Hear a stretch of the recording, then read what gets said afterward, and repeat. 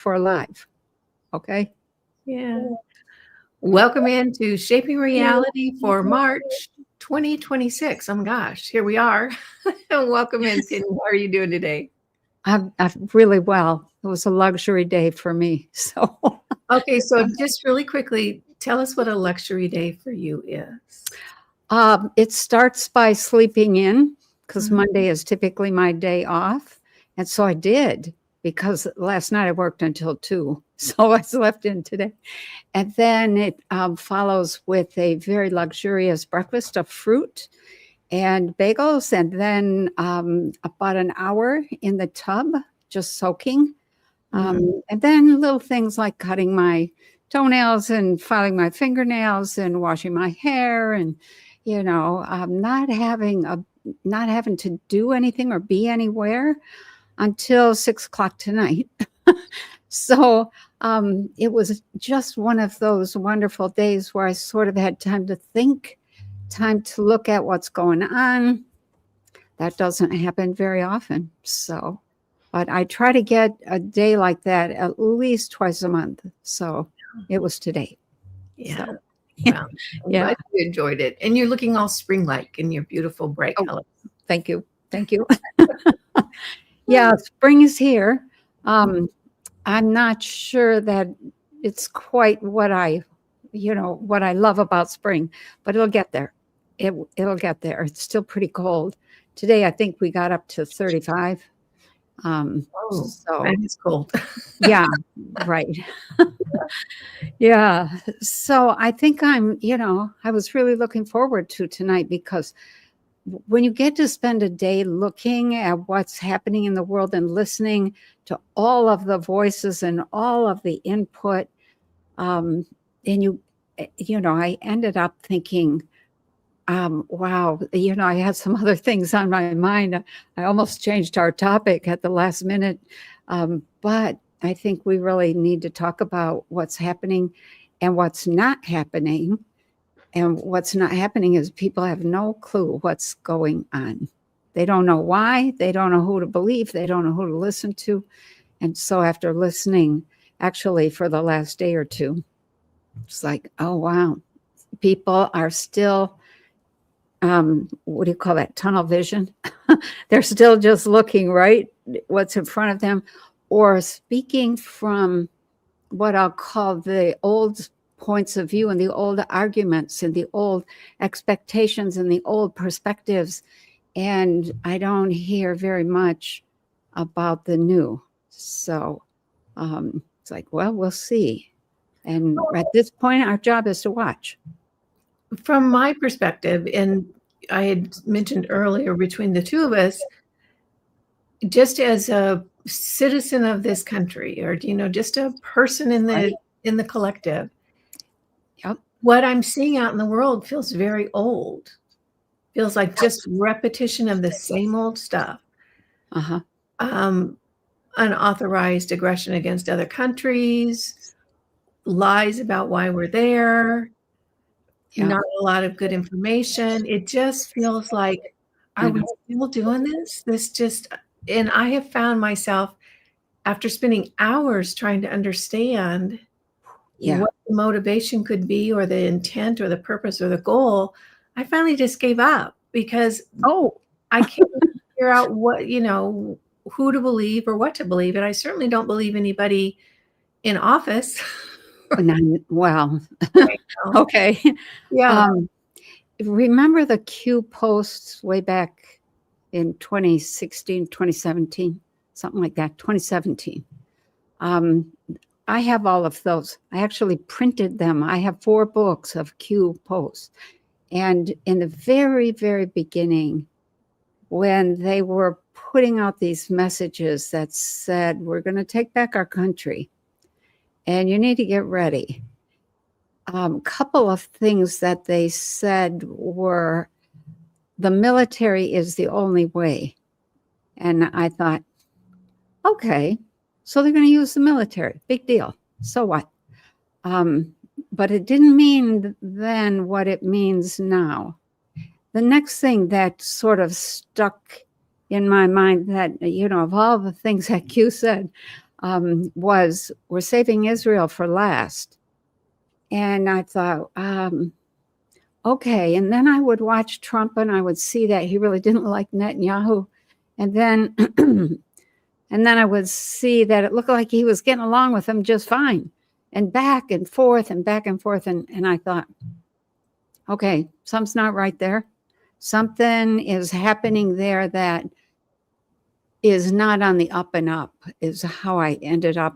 Okay, that bears watching. So, so the whole thing with, what does that mean? Israel's going to be saved for last.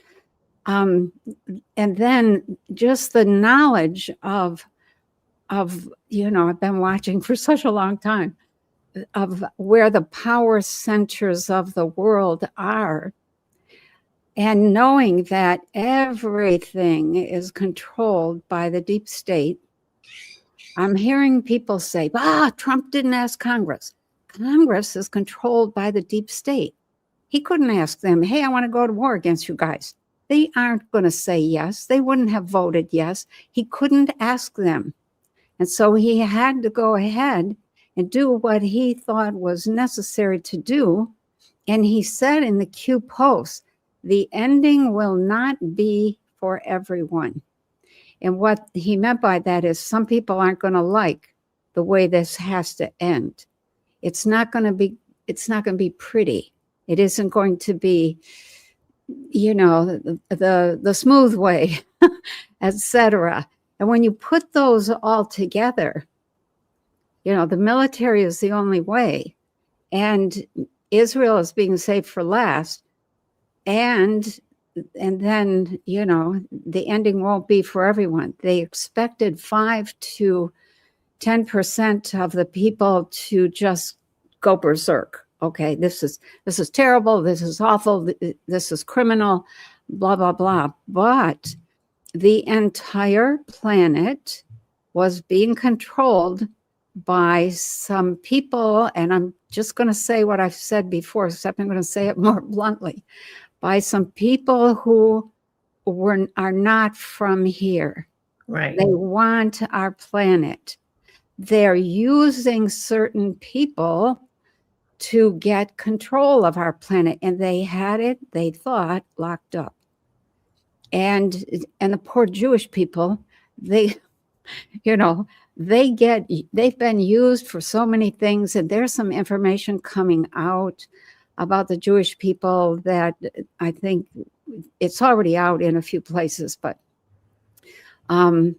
they have just been used and used again and used again, and they don't see it. They haven't gotten it yet, and they're hanging on to their history and their heritage for dear life, but I don't think they have a clue, especially today's Jewish people, what that heritage and history really is. I think they've been fed a line of crap, you know, that's as wide as the Detroit River and just about as long as the St. Lawrence River.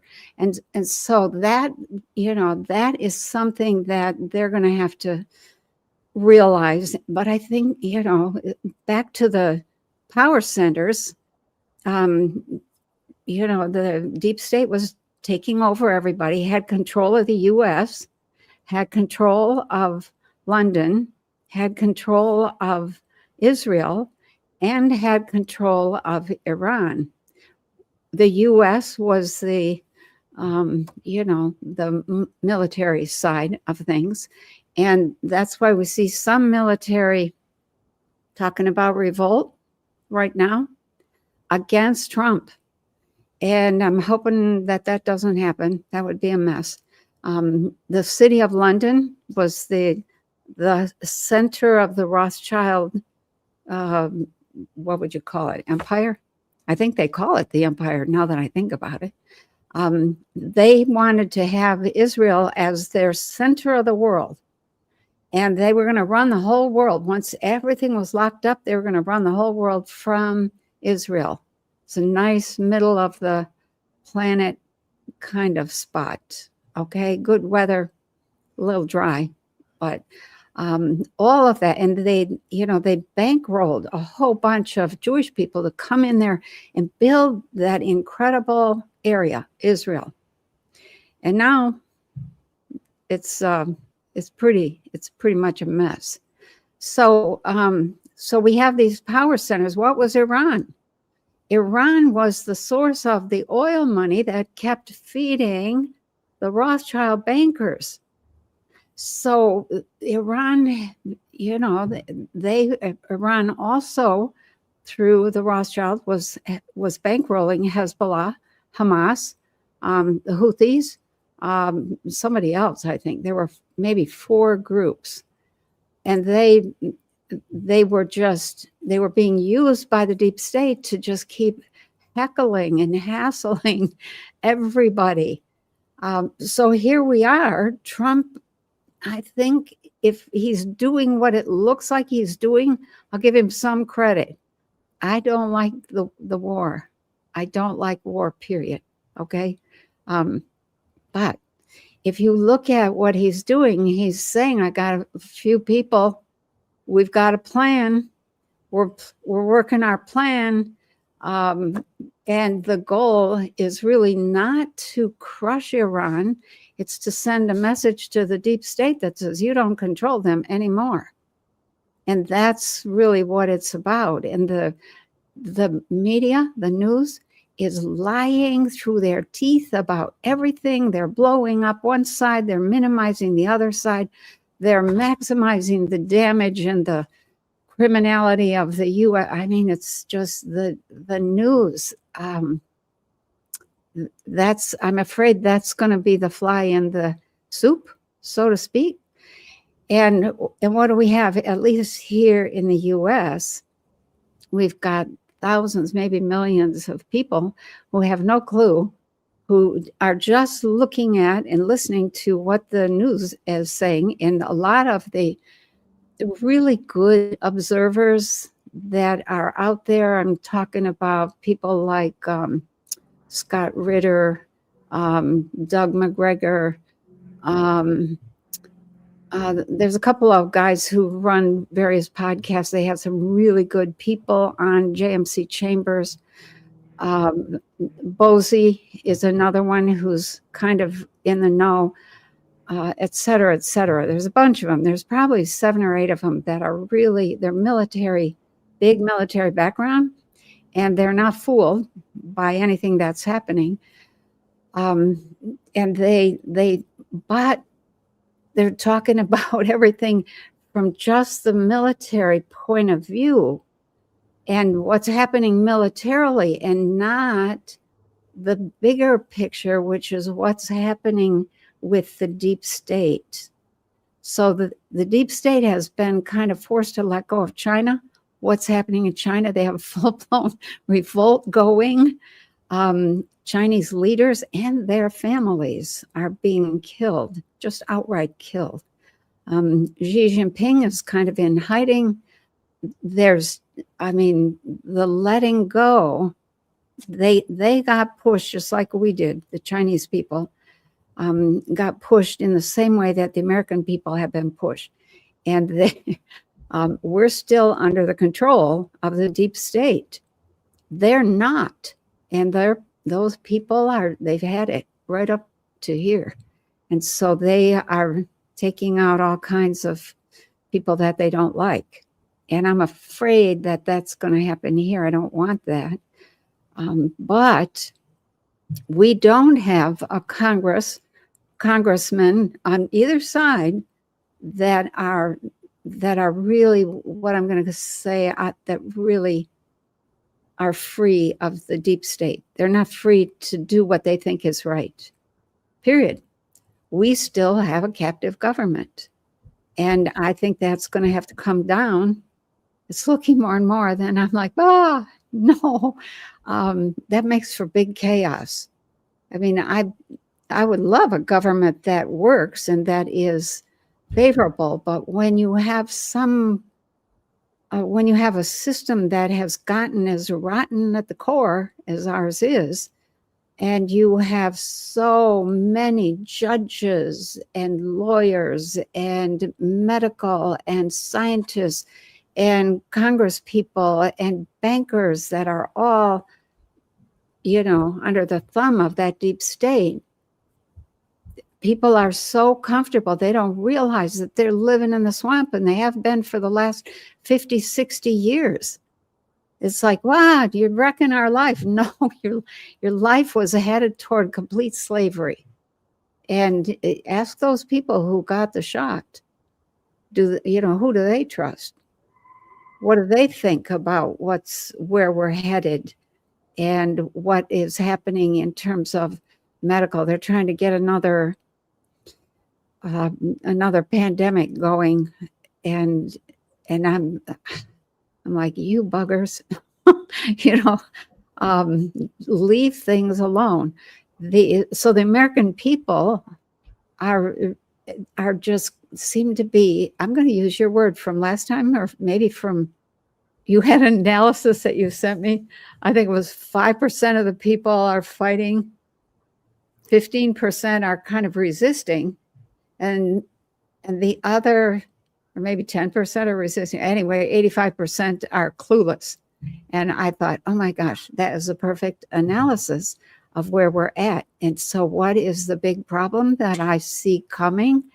People just blow up, and they blow up all of Trump's efforts and don't realize that he's trying to just take down the deep state, and some things have not gone as smoothly as he liked, but they're going. And he's, as soon as he gets what I'll call it, like let's talk from Iran, as soon as he gets a signal from Iran, he's like, okay, that's the end of the war. We're out of it. Let's talk. Let's make something good happen. Nobody really wants to talk with us or trust us. So it could be just a come on, to get at Trump himself. But what I see is Trump is probably going to talk. They're going to set up some talks, and they're going to try to move in the next direction. And the next direction is either going to be North Korea or China. And I don't think they really need to do anything with either one of those countries, because I think the Chinese people are doing it for them. So we're in a place now where everything political, everything governmental is about to crash in a big way. And I think we're going to lose a lot of really big leaders, and that includes Trump somewhere this year. Where does that leave us? I don't know. Will that satisfy some people's need to be rid of Trump? Does that make sure we're secure? No. Does that make sure we have a working government? No. And if Trump is the one saying, come on, let's talk, or I'll blow up, it's kind of like the three little pigs. I was thinking this the other day, little pig, let me come in. That's Trump knocking on the door. He's a big bad wolf. And the little pig says no. And he says, then I'll huff and I'll puff and I'll blow your house in. And so that's Trump. He's saying, come and talk, let me in, or I'm going to blow your house down. And people test that a little bit and then decide, okay, that's enough. Let's talk. But, Trump is so limited in what he can do or say. And I've given him a lot of rope to hang himself here. If he hangs himself, I'm going to be like, oh, well, sucker, you did it to yourself. I'm just not going to feel bad for you. So, but the thing that concerns me is, are there enough people who understand that it's up to us at this point? It's all up to us. Every single bit of it from here on out if we are squawking and screaming and carrying on and complaining about Trump, what are we not doing? That's the big question. And what we're not doing, if we're doing that, is everybody's complaining. Nobody's thinking creatively. Nobody's taking responsibility. We don't have to love Trump. We don't have to like the way he's going about doing this deep state thing, but there is a plan, and it's a big plan. It's not like 3 pages. Is that the one that you said you felt like Kennedy wrote back in this before he way back? Yeah, like 1,000 pages. Okay, here's a stumbling block, and trust me, I have 500 stumbling blocks with what you said, so I'll try to narrow it down. Okay. From my perspective, and I would guess a lot of people watching, Uh-huh. your take is very different than my take, or people, because the information that I have is limited based on what people are doling out, and I recognize that. Here's one of the big sticking points for me.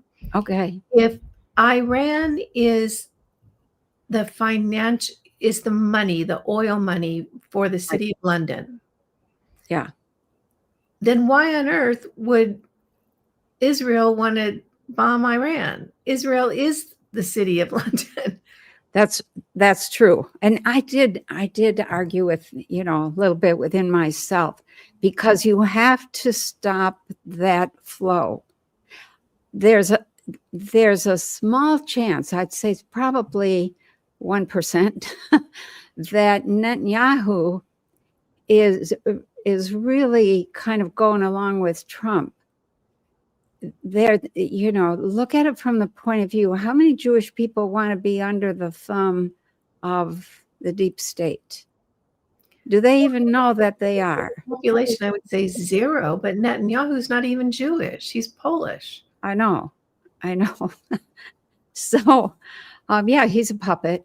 There's a lot of puppets out there, a lot of them. Well, a lot of people would say that Trump is just a puppet, that he was installed to That's do. True. He might be. You have to, when you're going to argue a point of view, you have to go the whole distance. When you get all done, you can set that aside and say, okay, what else could it be? Because it could be something else.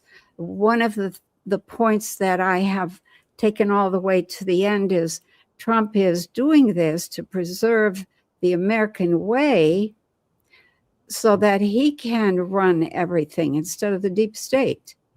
And I thought of that. It's like, okay, if we take down the deep state, then do we have, what do we have? We have another system of control. It's like, are the big guns just battling it out for who's going to run Earth? That one thing right there, I think Doug McGregor says it best. Is that what's next? Or how does he say it? Okay, so you do this and you bomb that, and you kill all this, then what? What's the plan? Right. And so I think we have the big mistake that I think Trump is making is he's not sharing the plan with the people who need to back him. And if he's not willing to do that, there might be a good reason for that, but that may be one of those fatal flaw, fly in the soup kinds of things. Because if he goes ahead and takes this risk and takes out, pulls the legs out from under the deep state, but doesn't decapitate it, and then something happens to him, that deep state could reconstitute itself and we're all back in the same, swamp again. So without the people saying, what are you doing? Why are you doing it? What's in it for us? And what's the plan afterwards? Then he's risking that the people are going to tear him and the whole thing apart. And that's a big, big risk right now, because that's what I see is people are going to tear it apart. They're not going to understand what was happening because they thought that the swamp was a few politicians and a couple bankers. They didn't realize it was the whole way of life in throughout the West, throughout the planet. The entire planet. Yeah. Yeah, they were busy stepping through, taking over everything. So there's, so back to the question of why would Netanyahu take out Iran? Okay, when you get a megalomaniac, and the megalomaniac is Netanyahu, and he thinks Trump is his best friend, and it's not well known that the United States has 300 years worth of oil, and that we have other technology that is coming that doesn't need oil. Then Netanyahu could say, okay, let's take out Iran, all of their docks, their shipping, their pumping stations, their refineries, take out everything, because we got a friend over here in our back pocket. And it's, I think when Netanyahu bombed some of those Iranian refineries, Trump was like, oh my God, that was not, you were not supposed to do that. But Netanyahu he's a problem child. He is a genuine kind of a psychopath combination, sociopath idiot that is, he's just, let me not say anymore. He's just not good. Okay. So he went ahead and did that. And that, the blowback in Trump's camp was, oh my God, somebody get a hold of him and tell him don't you dare do another thing like that. But, those are the kind of back channel messages that most people don't know about and don't understand is happening. And they don't. So, it's so complex that we're not done yet. We're just not done yet in terms of seeing war. We're not done with this fight. If we want to be free, what does that mean? Free of what? What would you think? What would be the biggest thing to be free of? Control. Control of? Controlled by. Controlled by? What? How does that manifest? It manifests in manipulated markets, in a reduction of freedoms. True. In a slave lifestyle. Yeah. Control of things like the weather, the food. In other words, we are no longer the regular population. It's like we're not free to live on the earth and take advantage of the resources of the earth. Okay. You mean all those resources that have been ruined and polluted by those deep staters? Yeah, we're using our paper straws, Penny, because we're gonna make a difference, huh? We're gonna make a difference, doggone it. Right. So the control is by religion. It's control by education. It's control by governmental institutions that are there to, quote, help. And they're not really very helpful at all. They don't empower people. They rescue, and some of them actually are decent. They rescue. When you need a rescue, you need a rescue. But if that becomes your crutch, and you begin to say, I'm too tired to do that, or I don't want to do that, or I can just do this and they'll give me some money, or they'll give me some food, or they'll give me some medicine, or whatever. There's a kind of control that's really subtle, and it's really ugly. It's really crippling in so many ways. And so the control grid, that's our whole way of life. Jobs. What would we do if we didn't have to go to a job every day? People have no idea what they love. They're just trying to survive. So they get the job, they make the money, they pay the bills. It's never enough money. They spend their life and all their life energy for the best part of their life working for the man, as we used to call it back in the 60s. And then you retire and die. You know, you're dead within 5 years, typically, of retirement. And the people who don't die, who live on until, you know, another 25, 30 years, that's causing the financial system all kinds of grief. What? You know, Social Security was supposed to help a few people after they retired until they died for 5 years, not support them for 25, 35 years until they're 100 years old. But, you know, they didn't think about that. So here we are in this place now where all that control that I think we need to be out from under is the way that we think about one another, see ourselves, and what are we doing here, and the way that we live day to day. If we didn't have the big religions, if we didn't have jobs, if we didn't have the big pharma and the big educational system, and we didn't have the big science telling us, you know, this, that, and whatever, what would we be doing? How would we be living? People don't even think about that. They don't, because I think it is like a fish in water. The fish doesn't know that's water. Yeah, right. In other words, I think that 80% of the people at least can't conceptualize of a different system, because this has been so, it's everywhere. It's, you know, we're swimming in it.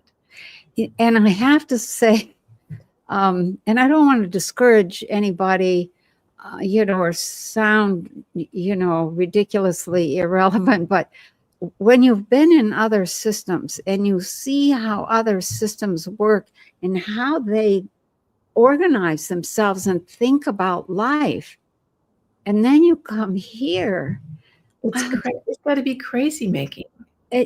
There's, what is missing is there's no cohesiveness and there's no coherence.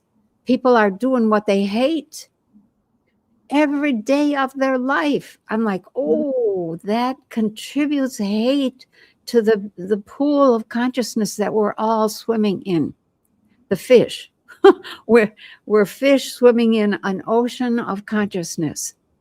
And that's really coming down to what I think is the biggest problem with this war. This is a war of consciousnesses. This is the kind of war that is often fought, and you get to a place where you get a tipping point, I'll call it, and the people who are trying to make you think this way so they can get control over you realize that's not going to happen. It isn't, you know, there's too many people who are against, who are aware of the game, of the agenda, blah, blah, blah. And they quit. They go away and they look for other fish to fry, so to speak. But when you have an entire population, I think one of the biggest signals for me, I'm trying to remember who it was. It might have been the guy who is considered he wrote the Fingerprint of the Gods, or I think. Campbell. No, that's the theory of everything. Anyway, he gave a TED talk on consciousness. It was taken down immediately. Why? That was a long time ago.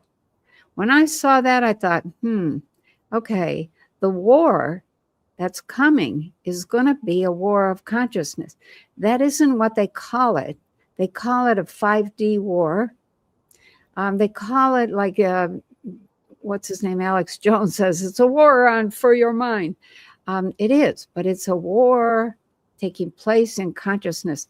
And the war was started in 1963, actually 1954. But then it really became front and center, 1963. And from then on, it was like the war was fought and there was no opposition.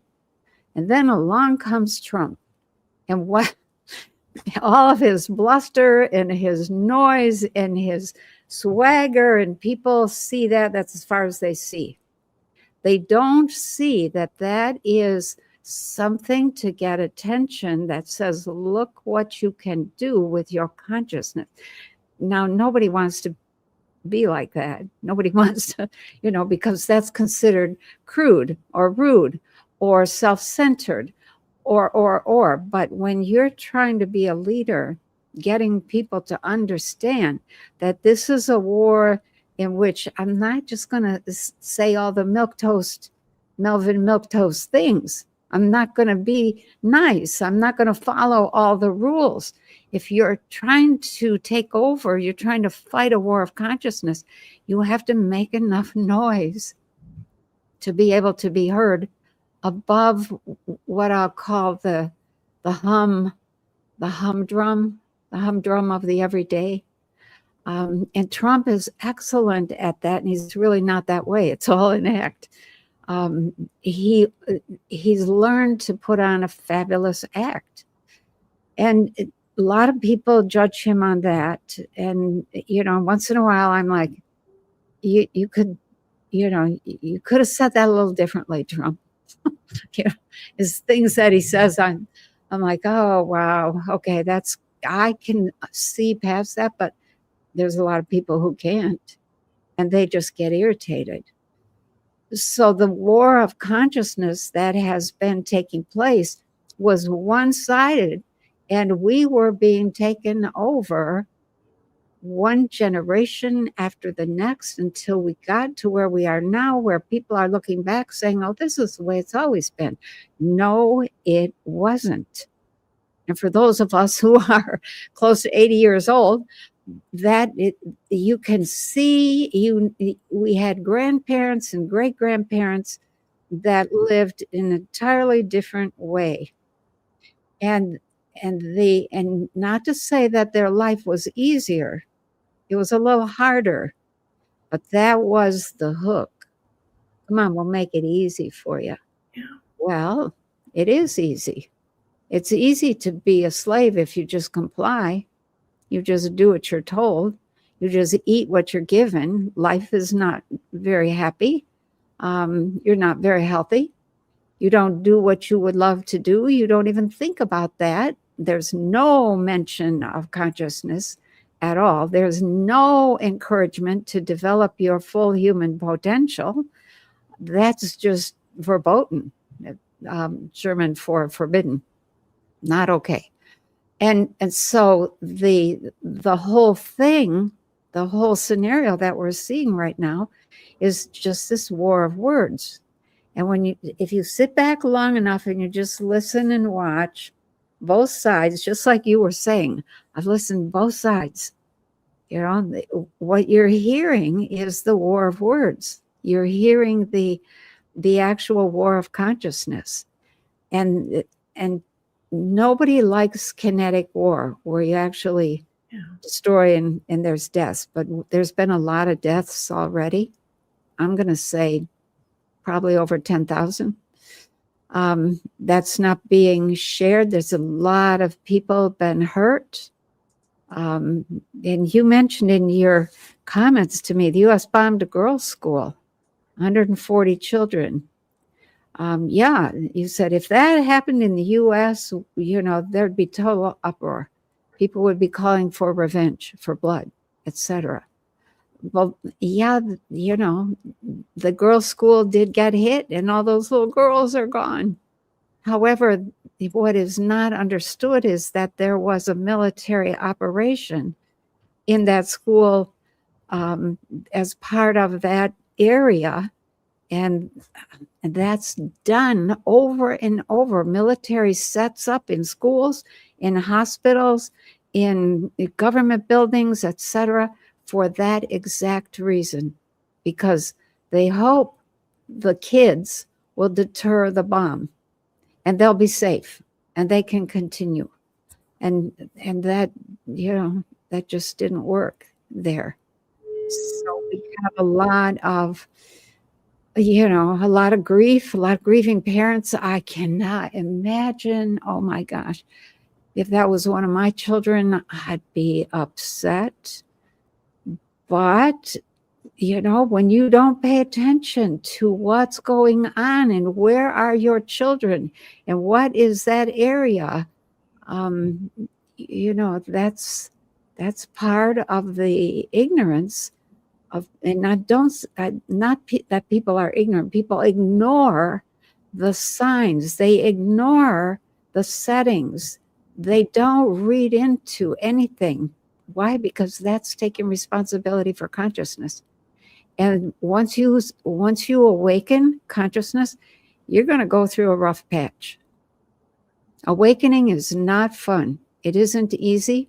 It is exciting. I will say that. It can be very exciting, but it is frightening because your whole world collapses.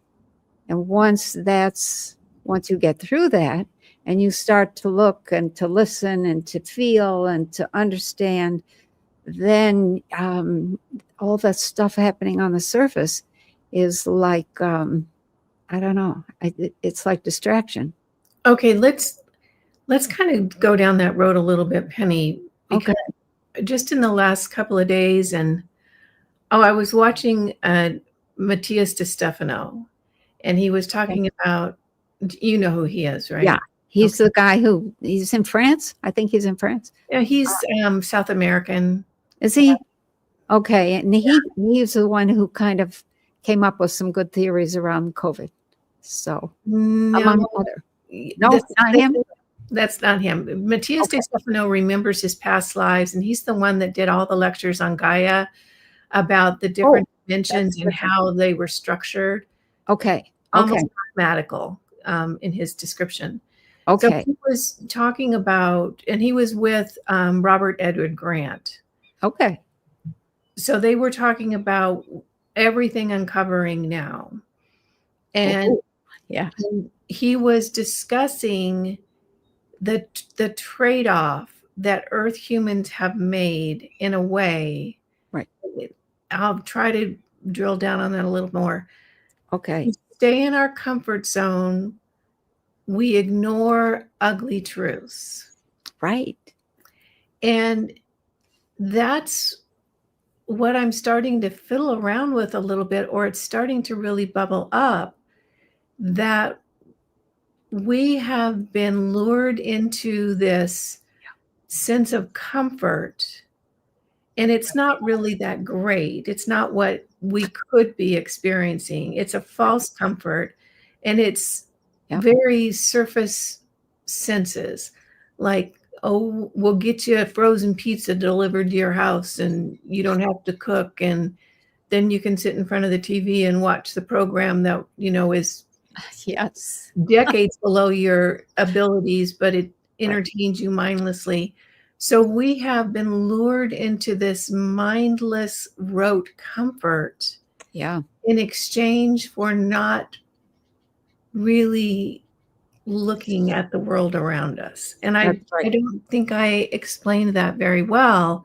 You did pretty well, I think. It's starting to really come up. In other words, we just sort of ignore things, and we don't really look deeply, and we don't really ask, is that ethical, or does that feel good, or that there's just this, it's almost like living in a Stepford environment. The Stepford Wives. Yeah, I read that years ago. Yeah. Almost a little like that.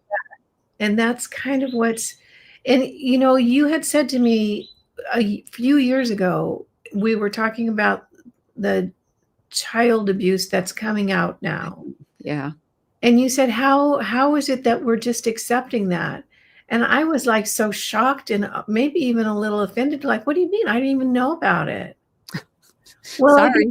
I didn't know about it consciously, but neither did I drill down to see if it was there Real. or Yeah. real. So Yeah. I chose comfort, or I chose this superficial life Right. instead of really looking deeply. Is that what Yeah. you're talking about? Yeah, it's painful. It's painful to look at what has happened to our world. Um, I'm, I mean, we could all be being fooled by Trump, by the whole bunch, by the whole thing. But at this point, we know we have a deep state. We know we have incredible corruption. We know that the governments are not listening to the people, the people's voice. We know that we know a lot of ugly things about what's happening with children, what's happening with money, what's happening with human slavery. It's not well accepted that humans are being sent off planet to be used elsewhere. That's too much for people to get. They don't want to hear it because I don't know. I don't know why. They But don't believe it. They don't believe it. they don't want to believe it. They That don't want to because it's uncomfortable, because it's frightening. It's like, what if that happens to me? What if, somebody I know disappears, et cetera, et cetera. There's a lot of stuff that we have just tried to look the other way and gather in places, little enclaves that we call gated, and they're gated for a reason, because people gate their minds in those places. They don't want to know the ugly stuff. They're comfortable doing what they're doing, but when it gets to a point that you can't look in any direction without seeing something awful, and then you get a few people who say, I'm going to do something about this, and maybe maybe Trump is going to flub up the whole thing, and we're just going to end up in a massive mess, a massive war, et cetera, et cetera. But maybe something good will come out of all of it in the long run. And maybe people will wake up and say, wow, we need to be much more attentive to what's happening in our world. We need to be much more, clued in. We need to be much more asking the right questions in people's face, not in a mean way.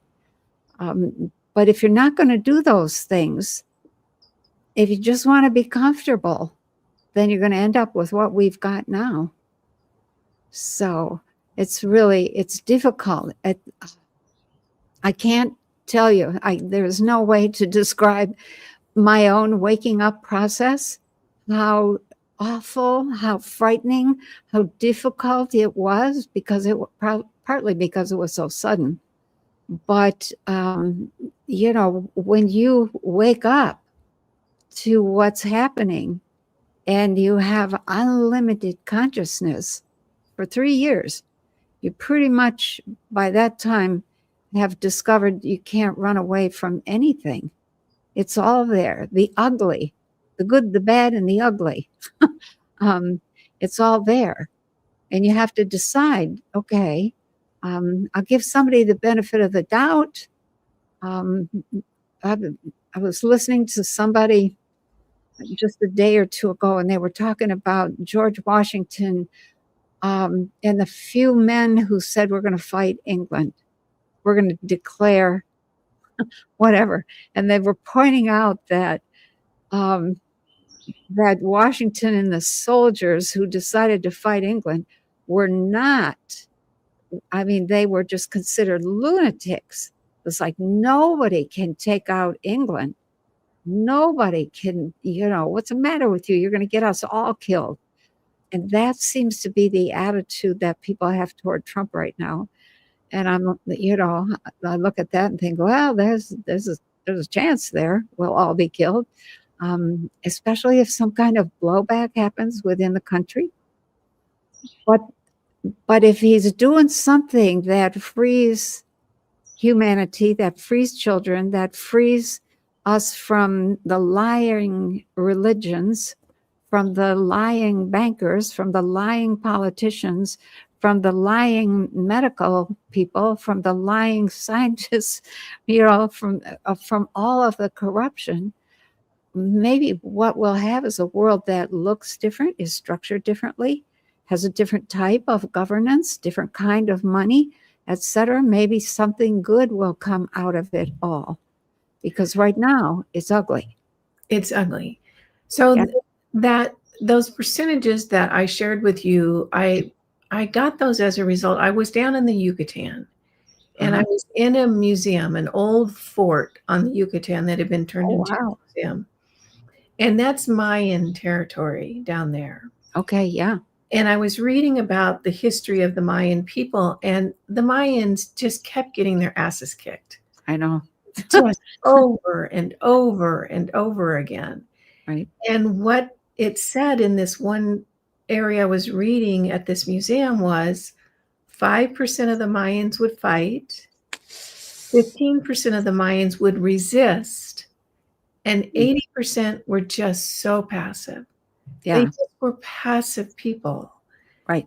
Probably loving, gentle. They just didn't have it in them to fight. Yeah. And I looked at that and I thought, nothing's changed. That's true. Because when we look at least my cursory understanding of what's happened on planet Earth with humans, there's lots of other races here where humans, civilizations rise up and then they turn corrupt. And it's the same thing. 5 will fight, 10 will resist, 15 will resist, 80% will just roll over. That's true. And that's what I see around me right now. And I know this because I'm involved in social media. So I have viewers. 5% are like right there. They know what's going on. 15% are kind of like, well, it doesn't feel right. I don't like this, but then they go to the mall, Right. And then 80% are just like, blah, blah, blah, blah, blah. I know. I love the people who comment, even if it's bad comments, because it makes you think. It's like, well, at least they're putting their 2 cents in. How many people are just sitting on the couch? Well, and so then I look at humanity and I think mostly this is what I think, if I'm going to be honest here, I think we're just going to get wiped out again. Because 80%, all that consciousness that they hold is just not being used effectively. I know. Yeah, that's really true. I think, let me go in a direction that's a little bit shocking. Okay. I think we're about to get a shock. Maybe not. Another one? Another shock. This is more along the lines of historical and religious. I think, there's a video out there. I can't think of the name of it. But the guy the guy who does the Y files? I watched that. And then I watched that same gentleman who did that discovery with Randall Carlson. Oh, did you? So I know the story. It's a fascinating story, but boy, the punchline is. Yeah. It is. I mean, I spent a good portion of the other evening just listening again to portions of that. This was after the Zoom stream, and just making notes and, like on a mind map, trying to make things work. And I ended up with, okay, wow, just a wow. And, for those of you who haven't watched Scott Wolter, Wolter, and his story about the discovery of the green jar, and Scott Agent Scroll. Yeah, I've got it. You have it? Read it. I've got the Randall Carlson. Oh, If okay. you just Google Scott Walter, he's done an interview with the guy from the Y-Files, about 3 hours, Randall Carlson, about 3 hours, and then there's a Aubrey Marcus interview that I have not seen yet. Oh, I haven't seen that either. 2 hours. So, okay, before I'm going to ask you to give the punchline, but I want to say this before. Okay. All right. My sense, based on watching Scott's body language and the way that he talked to both interviewers, is that he took that deal to be part of the disclosure movement. Oh, you think so?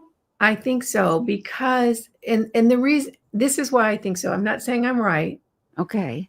But what I'm saying is that I watched Scott very subtly but effectively really work and compliment both interviewers, like really sidle up and really, but really kind of manipulate them with flattery and, oh, you're right, and oh, I didn't see, all this stuff. Okay. I think he took that deal because the punchline is going to be a gut punch once it gets out. Well, it's not for me. Well, right. Okay. But I think you're right. Not for me either, because for some reason from childhood, I always thought, well, that's really, if you believe that, really? Yeah, right. The story never got to me. Yeah. But a large percentage of the population on this planet, including some influencers or media people with huge millions of people platforms, do believe it. I know. And it is one of those things. It's, the reason that I think this story is true, because the Kensington stone that he talks about, one of those big stones was found on my farm. And so runes and all, I guess it floated around for a while. They took some photos of it. And then, it said this thing is always in the way. They took it out and buried it. I think I have some idea where they buried it, but on your property? Yeah, they just took it. There was a spot in the back, way back toward the woods, that had a really deep, deep hole. And there were a couple of old time Ringer washing machines in there, an old plow, some old bed springs. Yeah, it was their own dumping ground. And it was washing machines and a ruined stone. How about that?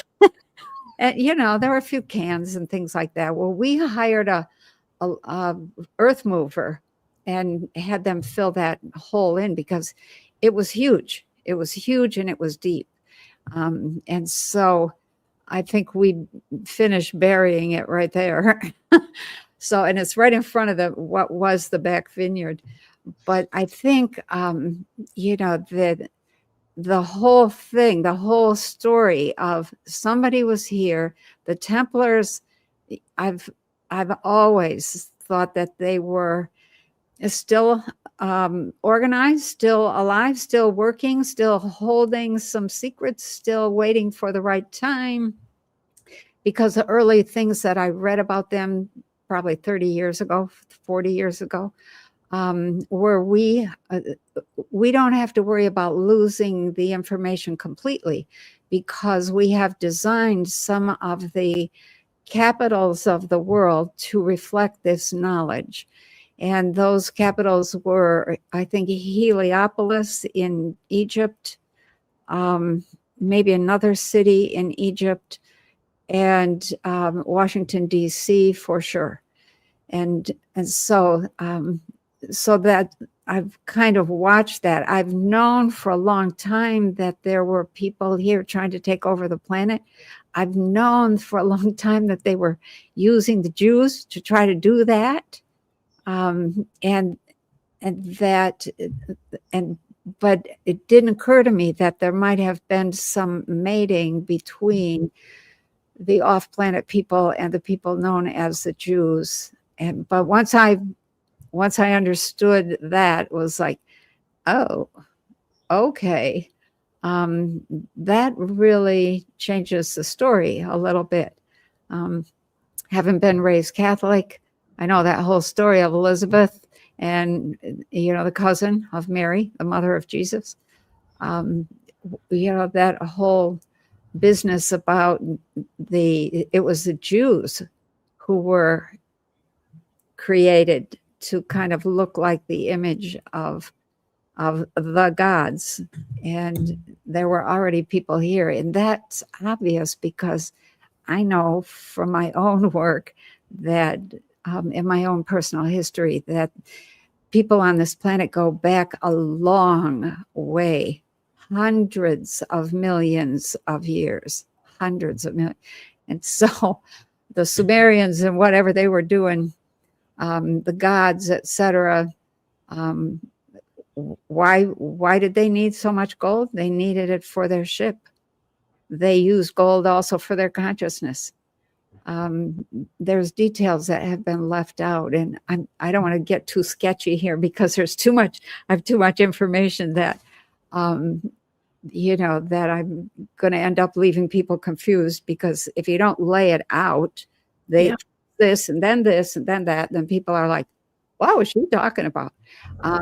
So I think the big thing is that the Yeshua scrolls were found, and they were found in the U.S., and the scroll says that Jesus, it's kind of an autobiography written by Jesus, and basically says, I'm not fully human. I have people from Arcturus. I am from people from Arcturus. And we mated with Jews who were our own creation. So it's a big shocker for people to get that under their belts. So if you get a chance, go listen to Basement Conversation 006, something about Scott Walter, Wolter, and the green jar. So For me, I thought that not only was that a wild piece of information to get, but that was it the Knights Templar that gathered to decide what the doctrine for the church was going to be? No, those were the Freemasons. The Freemasons. So in other words, my understanding is that all the religions was a made up story, right? That they decided this is what we're going to tell the people. Yeah, well, the Christians, Constantine's wife was a big factor in that story.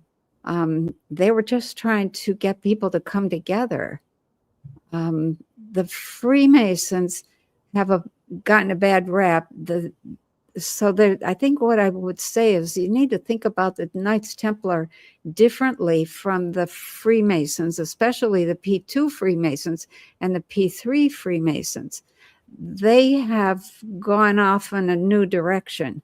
The Knights Templar, the real knights, they have stuck to the task, which is holding this information that is needed for humanity to evolve itself.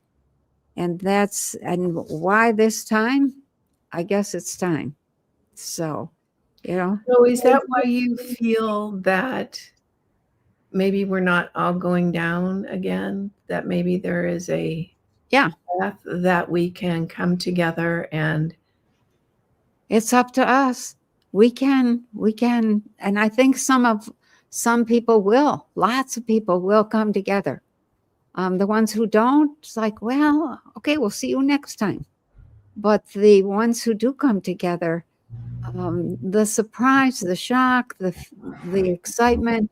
Let me make a comment about Scott. I watched him like a hawk as well, looking for any signs of lying.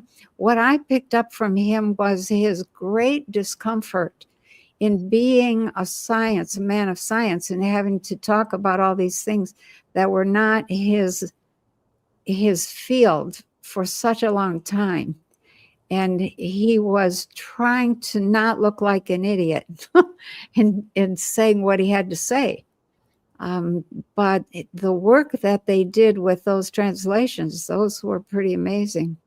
So, there were things that I thought he's really uncomfortable talking about this. And so that's where I saw he would try to get across to either AJ from the Y Files. And I didn't listen to Randall Carlson, but he may have been doing the same thing with Randall, trying to say, I hope you don't think I'm crazy because I'm saying this, but this is what we found. Yeah. So that's I did a deep sense of excitement. Like this was just for him the journey and the discovery and each mission to go out and each is was so exciting. Yeah. For him. Yeah, I could sense that too. He is looking at what's happening in the world today, and he said it toward the end of his talk with AJ in the Y Files. He said, when I think about what this scroll is telling us and what's possible, and I look at what's happening in the world, he said, something needs to be done. And he talked about being willing to fight or ready to fight. And I thought, yeah, but fight with your information first. Fight with your consciousness first. It's going to be up to people and what they do with their consciousness that decides who wins in this whole war situation. And it's a planetary fight. It's not a little squabble. It's not just, a military thing, even though the military is involved. It's a way of life, and it's a control grid that is you just need to take out some of the key places. And yes, there's an option for all kinds of things to go wrong. And a few things have gone wrong. But that's the nature of war. You do your best, and you plan accordingly, and you know where you're going and what you're doing and why you're doing it.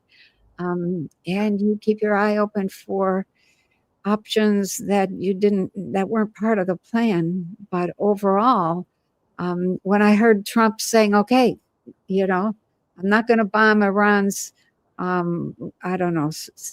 desalination plants and electric plants and all that. They're in their grid, their electric grid. I thought, okay, so he was pushing that for a reason. Maybe the shock value, et cetera, but that's how he plays his cards. Boom. And then, oh, you want to talk? Yeah, let's talk. Forget about that. Let's talk.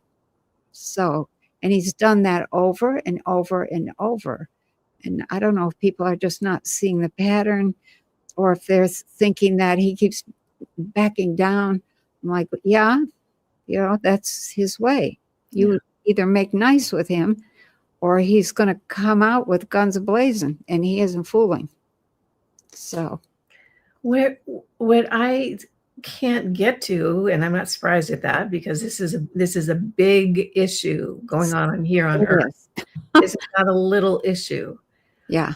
I can't understand, and maybe you referred to it when you said something big is going to happen. I can't understand how we go from this incredible mess. I mean, here in the US, we have been so defrauded. I mean, and stolen from and used and abused. And I'm talking about the general person who gets in the car and drives to work. I know. They hate every day paying their taxes. That worries me.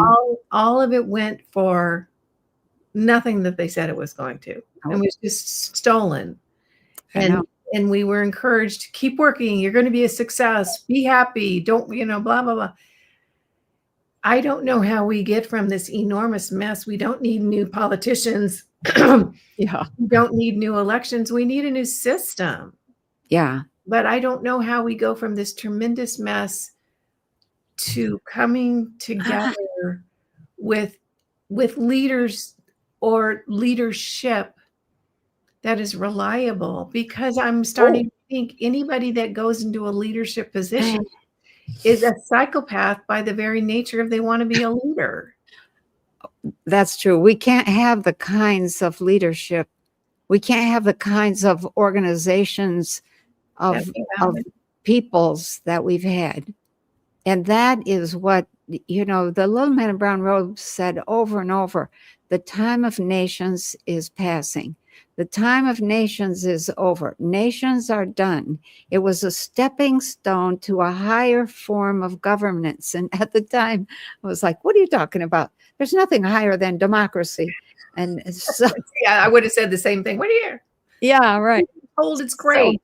So, I know. And I think we are going to break up so that we can be closer to whoever we're leading with, leading from, you know, allowing to lead, etc. Lots and lots of leaders. One of the steps that I've seen was that the U.S. breaks up into about 5 regions, and there's 5 different presidents. They all use the U.S. Constitution as their base document, and they make their rules accordingly, you know, that fit their region and their people. And that breaks up even further from there. But that's the first break. So I don't think we need to be afraid of that. And I don't think we're going to lose our United States in the process. We're going to lose the corruption that was taking advantage of all of us. And to go back to your comment about how are we going to get there, I think it's the anger of the people that is going to prevent what I'm going to call a Trumpian solution from taking place. I think Trump still views the United States as one thing. And, you know, I don't think he even wants to be the president, but he wants it to hold together.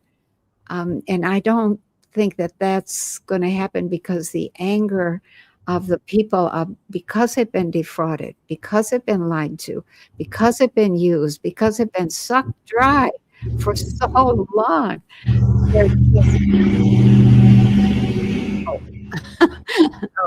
A car went by. Sorry. I was going to say, what is that? Yeah, I think the people are they're going to have to find an outlet for their anger. And that's what I see as the big difficulty that prevents us from moving forward as we have always been, one single country. And so I think that break up, that change, that shock actually happens over the next 2 to 3 years. So it maybe begins this midterm election. From my perspective, yeah, Trump has not done himself any favors in the way he's communicated with the American people. That's true. Why? It's been so harsh, and so many issues that we were attached to yes have been dismissed in a brutal way. Yeah, right. That's the shock value of the wake up. It's hard. Yeah. Well, you know, as angry as I am, and I think I brought this up to you before, but I'll make this point here because I think that there are some viewers that might appreciate it. Okay. For instance, with the Epstein files, the fact that the DOJ is not going to pursue they've stopped all the investigations. There's not going to pursue anybody in the Epstein files. Todd Blanche, number 2 at the DOJ, said it's not a crime to party with Epstein. The resources that the DOJ has is minuscule compared to the resources of the population of the US. Oh my, yeah. And all those tech nerds who know how to do stuff and uncover information and track down leads and this and that, the resources of the American people are so much greater I know. than anything the government could have done. And if the government had pursued it, we'd be looking at years of legal entanglement and stays and continuances and lawyers speak and this and that. Whereas I think the public is going to get down to brass tacks, if you get what I mean. Yeah. So one of the things that came out in the Q messages was that they had the dirt on everybody who was involved, thousands and thousands of people. And they were making deals with them saying, either you tell us who's behind you or who was pulling your strings or, who, blah, blah, blah. Give us the lowdown. If not, we're going to prosecute you. And if you don't tell us, then, or if you do tell us and you make a deal with us, we will leave you in place. And Q said, we have to leave hundreds of the bad boys in place, because if we took everybody out, there would be no governments left anywhere.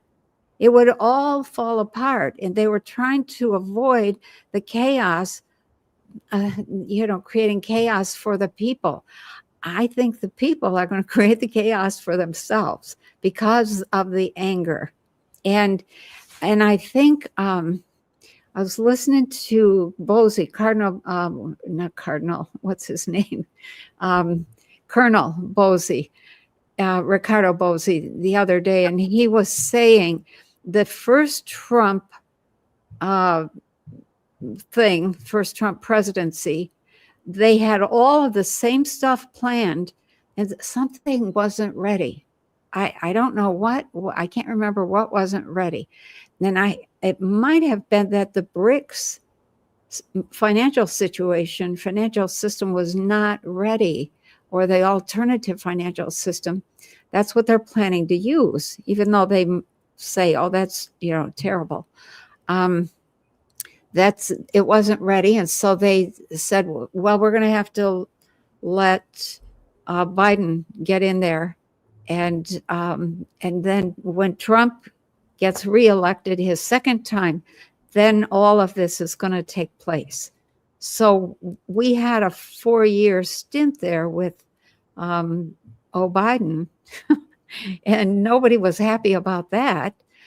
But everybody thought that the Trump that we had in the first presidency was going to be the same Trump we had in the second one. And that's really not been the case. And so they are trying to keep enough structure in place so that people can get reorganized.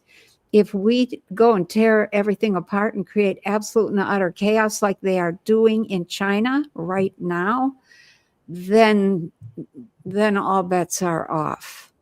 So the how will be if we can get past the anger and just say, we're not doing that, we're doing this, and then just do it. And do it in a way that is, going along, doing your thing, minding your own business, doing what you think you need to be doing, listening to who you need to listen to.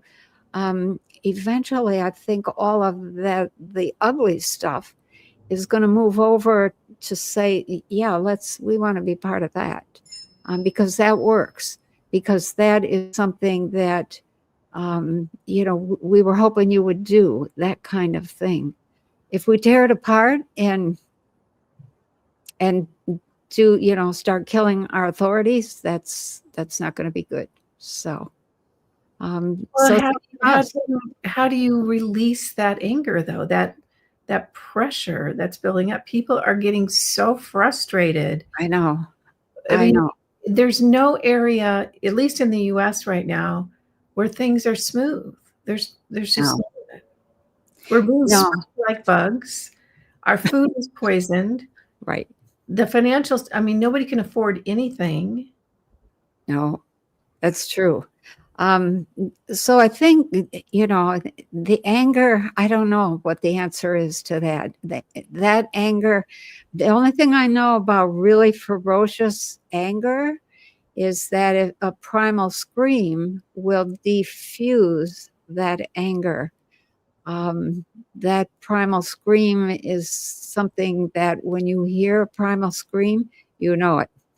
It makes your hair stand up, and it changes you chemically.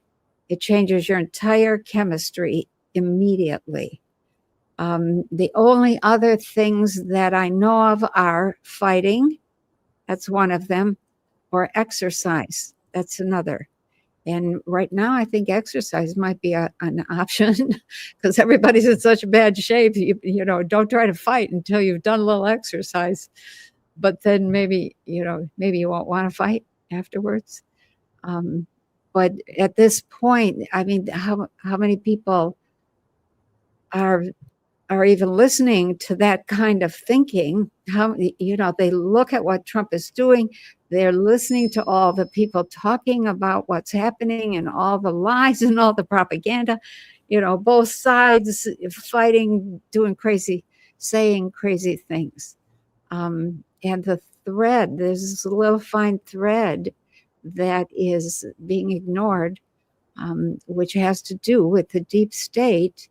And that ties together all of the things, Venezuela, everything, China, Taiwan, the U.S.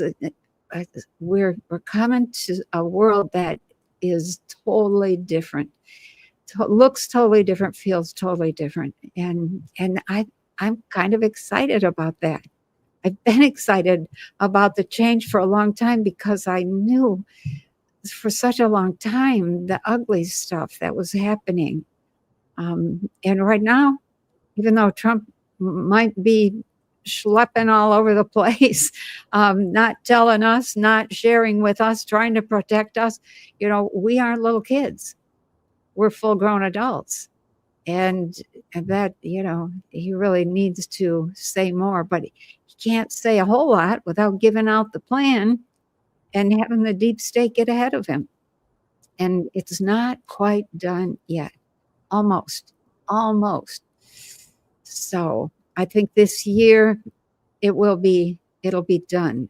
There'll be some other things that have to be cleaned up, and that'll take another 5 or 10 years. But when I've been into the future, it is beautiful. It's like, oh, wow. Okay, what are we talking about here, time-wise? 10 years. Okay, so some of us might make it. Some of us, yeah, some of us. If you're taking care of yourself, another 10 years, yeah. This is a war. You're going to learn a lot about consciousness in this war. That's one of the benefits of the whole war. It's not the way I would like to go about teaching. But, when you've been treated, like when somebody's used a monkey wrench on your mind, you get pretty smart pretty quick. And there's a feel, that people have not been encouraged even to feel. They certainly have not been encouraged to think or to put 2 and 2 together. No. But yeah, we are coming to something that is really nice. So, if you can hang in there, you guys. Oh, do you have any final thoughts, Penny? We've been an hour and a half already, believe it or not. Let's see. Hang on. Did we cover everything? Okay, let me close with one of the points that you made. You said, I'm very concerned about the impact the war with Iran will have on the world's population. Widespread famine is a real possibility. It is. Terrorist attacks on U.S. soil, possibly taking out our grids, no gas for cars and trucks, meltdown of civilization, significant loss of life. Where's the concern? Where's the heavy planning? Okay, right there. That's the closing thought. Get concerned with taking charge of your life. Okay? That doesn't mean you have to be nasty. It doesn't mean you have to be, don't be like Donald Trump, okay? But be concerned about where we are going as a population and start to take charge in little ways. grow some food. Make sure that you are connected to family if they're scattered around the US or the world. Stay in connection. Find ways to make sure you can stay in connection. Maybe a satellite phone, which is something not a lot of people have. And get healthy. Stay healthy, because you're going to need that health for the resilience that it gives you as the shocks of the changes come and go. And the last thing I would say is sit back and watch, and just watch what's happening and learn from it. There, you will need to put your 2 cents in later when everything is being, I'll call it, reorganized. Okay? We need you. We need you. And whether I'm right or wrong about Trump, I'm in this conversation, I'm giving him the benefit of the doubt. There are other conversations where I've been like, oh, okay. But if you follow your own train of thought, develop it all the way, and put it aside and develop another one. And then maybe a third one. And just follow through and let yourself see what's really happening. So we'll be okay. We're gonna be okay. All right. Okay. Thank you, Penny. I appreciate your time, and everyone appreciates your time. I hope this was helpful to all of you watching. Answered a few questions. Definitely go watch the Y-Files interview. It's Y-Files in the Basement with Scott Walter, Wolter. Yeah. Okay. Right. Definitely. Yeah. You get a wake-up call right there. Woohoo. If that gets out into the mainstream, it's big. It's going to be quite the right. I think we're going to hear lots of people say, "Oh, that's Horace Bucky. Somebody made that up. That's not true." Blah blah blah. You know what? Be careful of that kind of thinking, because it is. I'll just say there are some things that I have experienced that would let me say that is very true. Yeah. So, yeah. Okay. All right. Well, thanks everybody for joining us. We'll be back next month. I'm sure there'll be plenty to talk about. Yeah. Right. April. Oh my gosh. Okay. Yeah, I might not have good things to say about Trump next time. So, take what I say as this is a line of thinking. Okay. Yeah. That's actually what I should close with. Allow yourself to think opposing things. Yeah. Okay. Okay. All right. Thanks, everyone. Yeah. Oh, I think I'm going to dump us. Yeah, you're the one that's got to click us off out of here. All right. All right. We'll see you next time. Bye, everybody.